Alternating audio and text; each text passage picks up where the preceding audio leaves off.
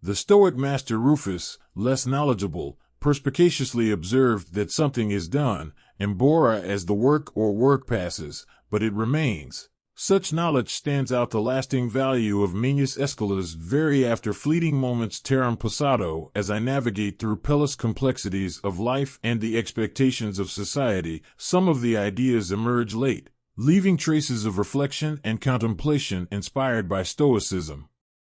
Explore 7 essential books that often come back too late. These insights, when understood in a timely manner, can transform challenges into victories and regrets into pillars of growth. Let us deepen these goals by charting a course for a life lived with intention and clarity before we begin. I would appreciate your voice. If you liked the video so it can help me continue spreading the Stoic philosophy, if you are not subscribed, I recommend you subscribe and activate the bell so you don't miss any video. Lesson number 1: The power of now. Imagine being on the bank of a river, with the water representing the moments of my life. Some are clear memories while others are clouded by regret or anxiety. I find myself lost in the depths of this river, desperately clinging to moments of the past or reaching for the uncertainties of the future. But in doing so I often neglect the present moment, the water that directly surrounds me. Marcus Aurelius once described time as a kind of river of passing events, and strong is its current. This current is the relentless march of time that I cannot control. However, what I can control is my perception and reaction to it. Imagine a musician on stage. If he is worried about a step just moments ago or anxious about a difficult section ahead, he may falter in the present. His best performances come when he is entirely in the moment, feeling every note and vibration of the instrument. Like this musician, my best experiences in life come when I am fully present, immersed in the current moment. I think about a recent meal that I really enjoyed, focusing only on the texture of the flavor and aroma instead of getting lost in distractions or thoughts. I experience the true essence of that moment, or consider conversations with loved ones, dear ones, when I am genuinely present, listening attentively and valuing shared time. Relationships deepen and become more meaningful. Being present does not mean neglecting the past or the future entirely. Although Heraclitus predates Stoicism, his insights profoundly influenced his tenets. Reflecting about the transient nature of life, he observed that a man cannot enter the same river twice because it is not the same river and he is not the same man. This emphasizes the changeable nature of life. Each moment is unique and, once it passes, it is never truly revisited in the same way. Valuing the present, I not only enhance my current experiences, but I also create richer memories for the future. So as I sail the river of life, it's worth asking, do I want to be perpetually chasing or anticipating moments, or do I want to fully experience the richness of the present? The choice is mine. Embrace the power of now. Lesson number 2: External validation is fleeting. In our interconnected world, it has become all too common to measure my worth by the criteria of the opinions of others. I strive to get those digital thumbs up and await recognition at my workplace, or, at sometimes, I seek constant reassurance in my personal relationships, but this search can be compared to chasing a mirage. As I get closer to it, it disappears, leaving me perpetually. But instead, I want them to happen as they do and for my life to go well. Interpreting this, I realize that when I anchor my happiness and self-worth in external validations, I surrender my peace of mind to the whims and fancies of the world. In a world that is constantly changing and often unpredictable, consider the realm of social media influencers. Their stature is in many ways governed by the flow of likes and comments from followers, but digital landscapes are notoriously unstable.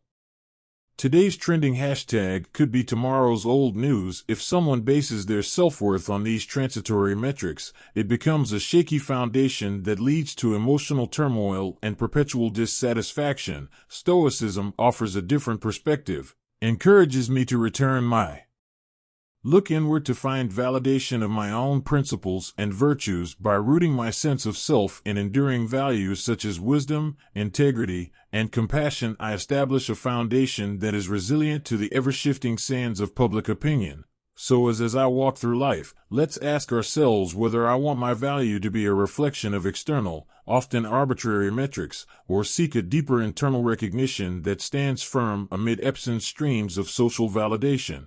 Embracing the latter may be the key to genuine contentment and self-confidence. Lesson number 3, possessions do not define worth. I live in an era marked by opulence and consumerism, shiny skyscrapers, luxury cars passing by the dazzle of designer labels that often become symbols of success and indicators of personal worth. But diving into the philosophy, Stoicism offers an entirely different perspective, one that emphasizes the tangibility of true value. Marcus Aurelius insightfully observed that very little is needed to have a happy life. It is all within you and your way of thinking.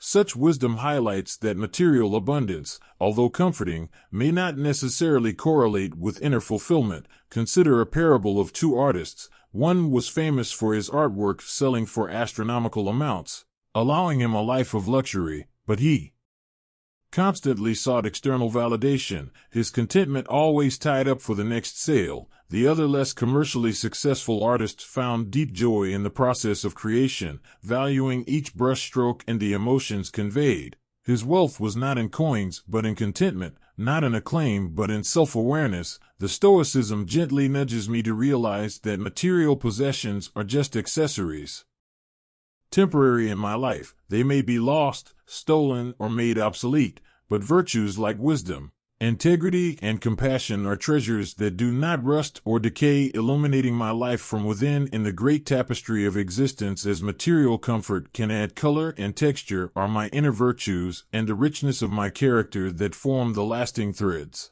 Let Stoic teachings inspire me to weave a life where my worth is defined not by what I have, but by who I am and the depths of my understanding. And empathy. Lesson number 4, control versus influence. The perennial quest to exert control over my life, my circumstances, and the world around me are deeply rooted in the human psyche. But Stoic wisdom introduces a transformative perspective, the understanding that there is a vast difference between that I can control and what I can merely influence. Epicurus, with his profound simplicity, revealed that I control my rational choice, and all acts that depend on this moral will. What is not under my control are the body and any of its parts, my assets, parents, brothers, children, or country, anything I could associate it with. Let's decode this with a modern analogy. Imagine I'm a sailor sailing on a vast ocean. I have command of my ship, its speed, its direction, the maintenance of its parts. This is what I can control: the ocean currents, climate changes, and unforeseen obstacles submerged beneath those that I cannot control. But with skill, experience, and strategy, one can influence how my ship interacts with these elements, optimizing my journey. This distinction, although apparently simple, has profound implications. When I misallocate my energy trying to control the uncontrollable that I establish, I expose myself to frustration and disappointment. On the contrary, recognizing where my influence lies allows me to act with effectiveness and purpose. I consider myself a professional working in. While I cannot control my colleagues' actions, attitudes, or punctuality, I can influence group dynamics through effective communication, leading by example, and fostering a collaborative environment. The Stoic dichotomy of control is a powerful tool for modern life. By internalizing this philosophy, I can free myself from the exhausting quest of trying to master every aspect of my life. Instead, I channel my efforts to where they really matter, where they can make a difference. Peace by accepting the uncontrollable, but also harnessing my true potential where my influence can shine brightest. Lesson number 5, emotional mastery is strength. In many cultures and societies, emotional expression, especially when perceived as vulnerability, has often been wrongly equated with weakness. Men in particular were subjected to this stereotype, expected to maintain a stoic facade pun in the face of adversity. As much as Stoic philosophy teaches me a different lesson, that true strength lies not in suppressing emotions, but in mastering them. Seneca, a luminary of Stoic thought, noted that I do not have complete control. While he meant this, in the broader context of life, is particularly apt when talking about emotions. Human existence, and denying or suppressing them is not only futile, but can also lead to deeper inner turmoil. Think of emotions as powerful rivers when wild and uncontrolled.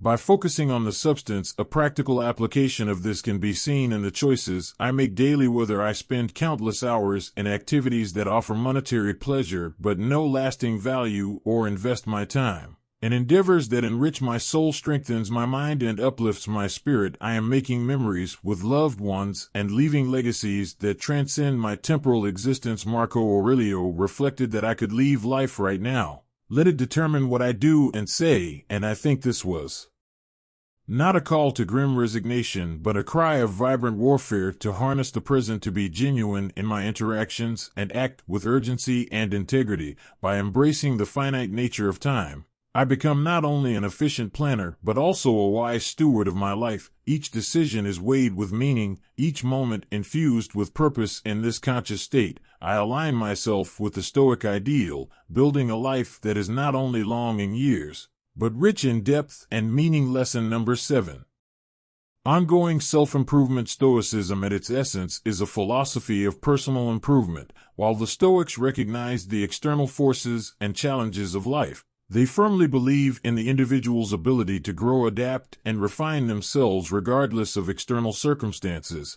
Seneca once observed, "As long as I live, continue learning how to live." This statement underscores a lifelong commitment to self-improvement is not a race with a finish line, but an enduring journey where the path itself is the destination. Reflected upon a piece of iron left to the elements, it rusts and corrodes, but when subjected to consistent hammering and in the heat of a forge, it transforms into a sharp and resilient blade. In the same way, my mind and character, when left unsupervised, can stagnate and degrade, but with the discipline of conscious effort and the fire of self-improvement, I can transform myself in practice. This Stoic principle can manifest itself in many ways. It could be the continuous acquisition of knowledge, not just from books, but from life experiences and interactions. It could involve seeking feedback even when it is difficult to listen and use it as a tool for growth, or it could be letting go of my ego, acknowledging my flaws and actively working to correct them. In a world full of distractions where instant gratification often takes precedence over lasting growth, the Stoic emphasis on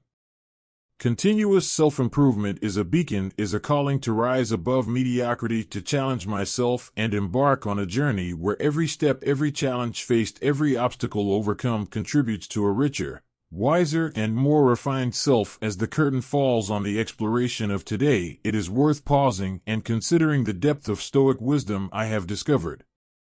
Each lesson is not just a nugget of knowledge, but a compass that guides me through life's countless challenges. It's one thing to hear these lessons and another to live by them, shaping my actions and decisions. Daily, I'm curious to know which of these lessons have touched you. Maybe there is a time in your life when you felt the weight of these teachings. Dive into the comments and let's start a dialogue together as a community that we can learn, grow, and truly incorporate Stoic principles into our daily lives. And remember that wisdom is not just in learning but in application. Thank you for joining me on this journey. Until next time, remain reflective and constantly evolving.